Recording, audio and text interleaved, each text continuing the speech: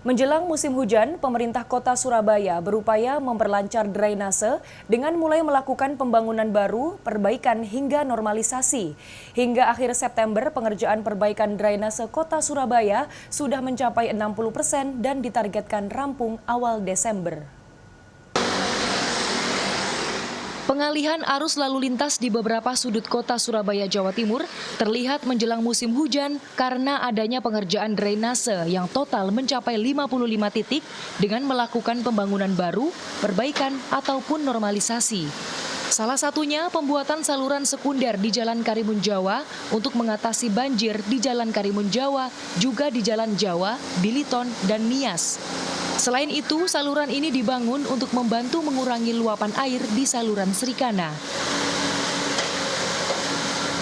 Fungsi dari saluran ini adalah untuk mempercepat resapan air.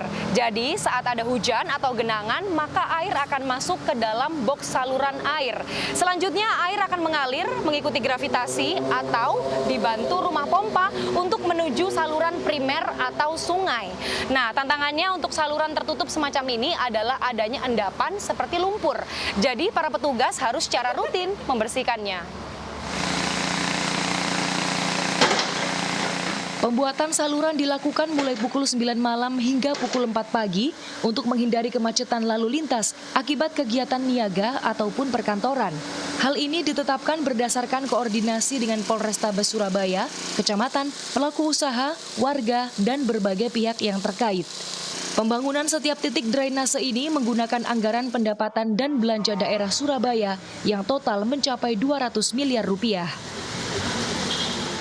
Mulai dari proses tender kemudian sampai kontrak sampai masa akhir pelaksanaan pekerjaan itu mulai sekitar bulan 5, bulan Mei sampai kita targetkan di awal Desember harus sudah selesai.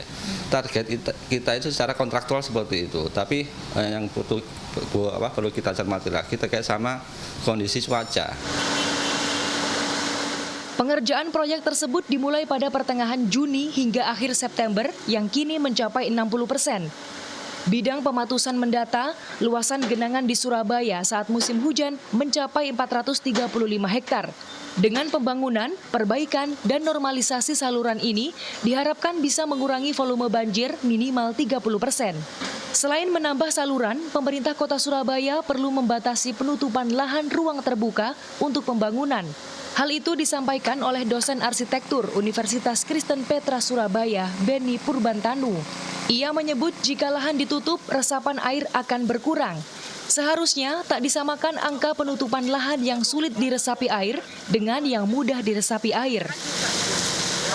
Coverage ya memang harus dikendalikan, tapi kembali lagi jangan sampai kemudian kalau sekarang izin mendirikan bangunan ya Mbak ya, ada yang namanya koefisien dasar bangunan yang diizinkan atau coverage ya, lahan. Jangan disamaratakan gitu. Artinya lihat di masing-masing lokasi yang jenis lahannya tanahnya lain dan mempunyai kapasitas resap yang lain, itu jangan dikebiah-uyah gitu loh maksud saya dalam memberikan izin untuk pengendalian itu. Benny menambahkan permukaan lahan di Surabaya tidak rata, baik secara alami maupun karena pengurukan untuk kebutuhan pembangunan. Akibatnya air tidak mengalir dan meresap dengan lancar sehingga timbul genangan. Tim Liputan